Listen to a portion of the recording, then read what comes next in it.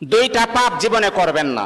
দুইটা এমন পাপ রয়েছে জীবনে করার চেষ্টা করবেন, আজকে থেকে আপনারা প্রমিস করবেন এই দুইটা পাপ আমরা কখনো করব না। আপনি নামাজ পড়েন নাই, আল্লাহ তাআলার যদি দয়া হয়ে যায় তাহলে আপনাকে মাফ করে দিবেন। আপনি ফজরের নামাজ পড়েন নাই, আল্লাহ পাক রব্বুল আলামিনের যদি মায়া লেগে যায়, আল্লাহ পাক রব্বুল আলামিন আপনার গুনাহকে আমার আল্লাহ ক্ষমা করে দিবেন।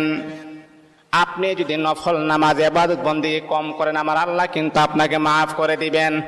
কিন্তু আল্লাহর নবী বলেন দুইটা এমন জঘন্যতম পাপ রয়েছে, এই পাপগুলার ক্ষমা আমার আল্লাহ জীবনে কখনো তার বান্দাকে করবে না। দুইটা পাপ এমন জঘন্যতম পাপ, এগুলা করা যাবে না। এক নাম্বার হচ্ছে অন্যের হক নষ্ট করা। অন্যের হক কখনো নষ্ট করবেন না।